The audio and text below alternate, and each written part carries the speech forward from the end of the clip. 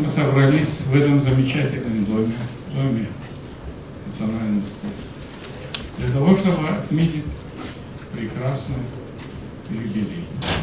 Юбилей нашего прекрасного, замечательного писателя, народного писателя Азербайджана, председателя Союза писателей Азербайджана.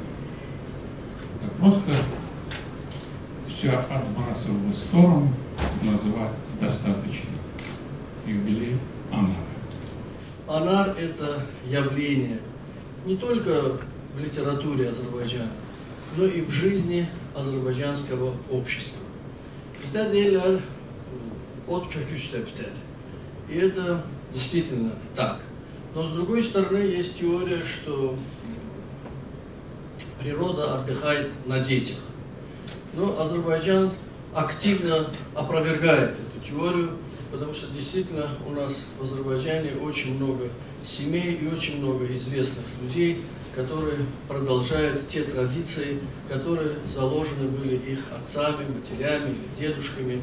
И мне кажется, что это как раз вписывается вот в ту гармонию восточной мудрости, которая присутствует в Азербайджане. И вот когда в 60-х годах все мы начинали, и все как-то были на старте, и трудно было сказать, кто придет к какому результату. И тогда Анар выделялся своей философичностью, своей сдержанностью, своим умом. Вы знаете, я тоже об Анаре могу говорить очень много. С одной стороны, о нем говорить очень легко, потому что много фактов. С другой стороны, очень сложно, потому что Анар многогранен. Но практически вот вся сознательная, ну так, взрослая жизнь, так будем говорить, и наша, наверное, общественная, государственная жизнь прошла рядом. Кроме того, мне хотелось бы затронуть очень важный момент. Кроме того, что Анар там, прекрасный писатель, литератор, он пишет и стихи иногда, и что у него огромное количество и философичных книг, которые раскрывают действительно сущность нашей жизни. Он человек, который подал очень много идей, и которые, к счастью, воплотились в жизнь. Надо, наверное, говоря об Анаре, обязательно сказать о Даде Горгуде, потому что в советское время именно Анар поднял эту тему, и можно сказать, что Анар вернул Даде Горгуд азербайджанскому народу. Это очень большая историческая заслуга. Юбилей, вы знаете, с одной стороны хорошо, а теперь говорят замечательные слова, меня даже называют живым классиком. Когда называют меня живым классиком, я всегда говорю полуживой классик. Но все-таки, если даже полуживой классик, это неплохо совсем.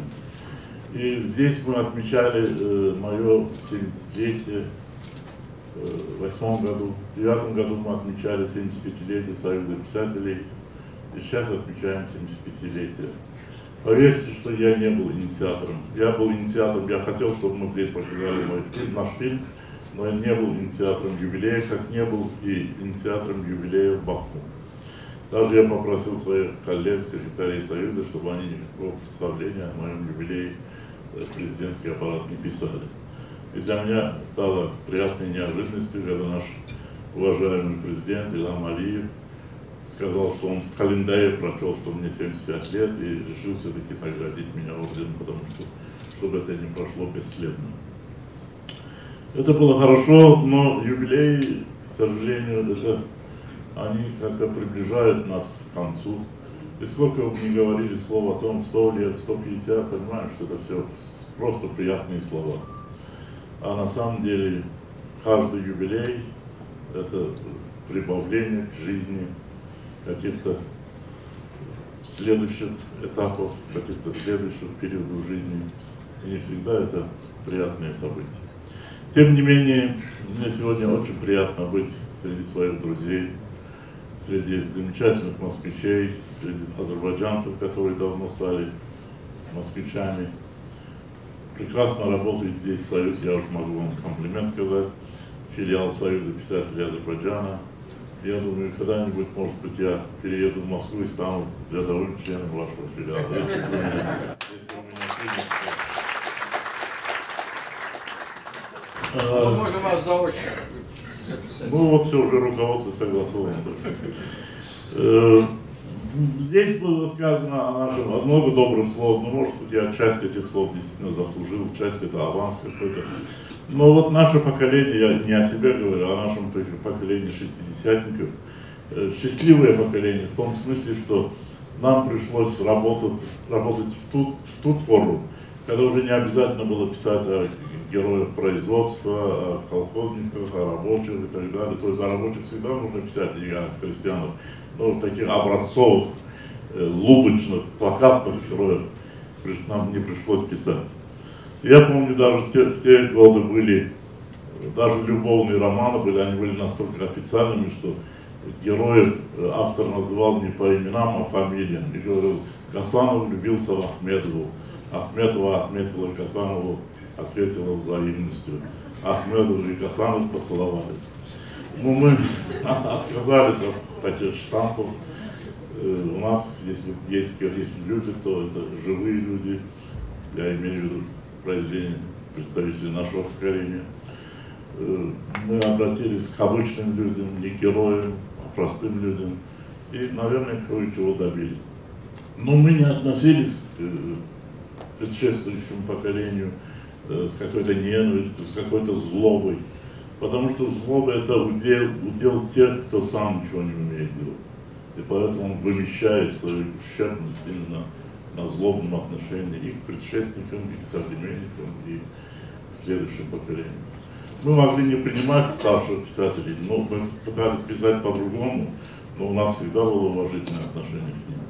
И я думаю, что среди молодого поколения азербайджанских писателей, среди тех писателей, которые действительно могут, так сказать, гордостью сказать, что они писатели, а не графоманы, такое же уважительное отношение должно быть и к нашему поколению. И во многих это я вижу.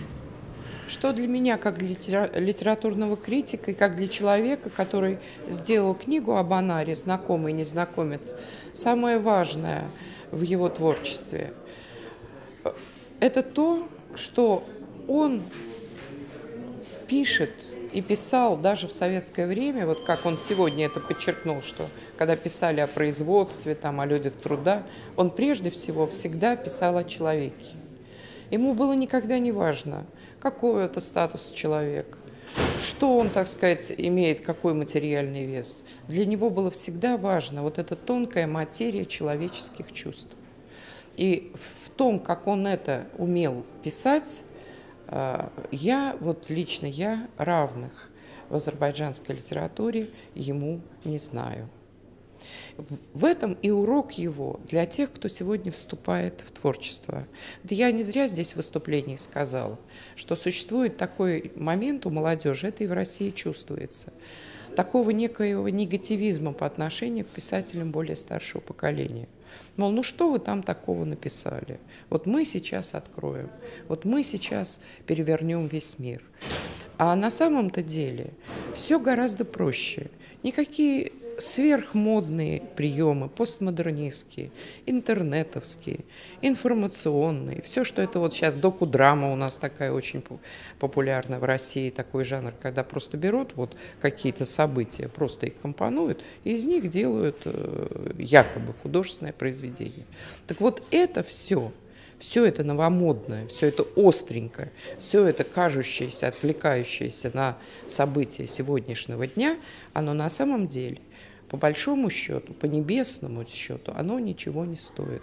Потому что, в общем-то, оно ничего не говорит о современном человеке и о том, что какие драмы, какие трагедии, какую ломку сегодня переживают люди в этот действительно очень сложный мировой этап развития не только Азербайджана, не только России, но и всего человечества. И в этом плане уроки Анара, они неоценимы. Почему? Потому что личность, характер, душа человеческая для него были всегда на первом месте. И вот смотрите еще, что очень важно. Очень важна его гражданская позиция, когда он начал писать об азербайджанстве.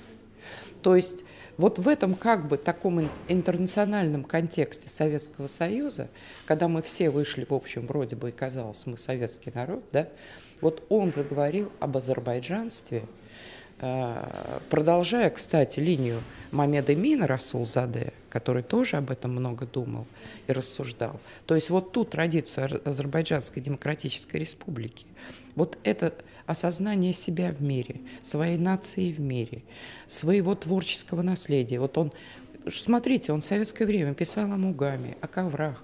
То есть он все равно подчеркивал вот это национальное своеобразие. Не некий космополитизм, не некие граждане мира. То есть мы берем оттуда что-то, мы это читаем, мы ни в коем случае от этого не отгораживаемся. Но в то же время мы любим и ценим свое. И мы создаем свой национальный характер. Мы вплетаем свою нить вот в этот изумительный ковер мировой культуры, в этот изумительный ковер духовного космоса всего человечества. И мне кажется, что пока уроки Анара до конца не будут осознаны вот тем молодым поколением писателей, которые сегодня, литераторов, вступают в жизнь, они рискуют быть литераторами-однодневками, поэтами-однодневками, которые, может быть, и прогремят где-то, и что-то там прошумят, но все это, вот, выражаясь словами русского классика, будет «шумим, братец, шумим». Анар глубок, Анар – это целая энциклопедия, Анар – это целый космос азербайджанской культуры. Ну, молодые писатели разные, знаете, есть очень способные, талантливые, перспективные. Есть те, которые, видимо, сойдут с дистанции, потому что литература – это труд на всю жизнь, это марафон, так сказать, это надо иметь возможность на долгие дистанции, на долгие расстояния. Это не каждый способен на это. Тем, у кого есть дар Божий, я желаю упорного труда, ответственности, и успех придет, если они будут терпеливы.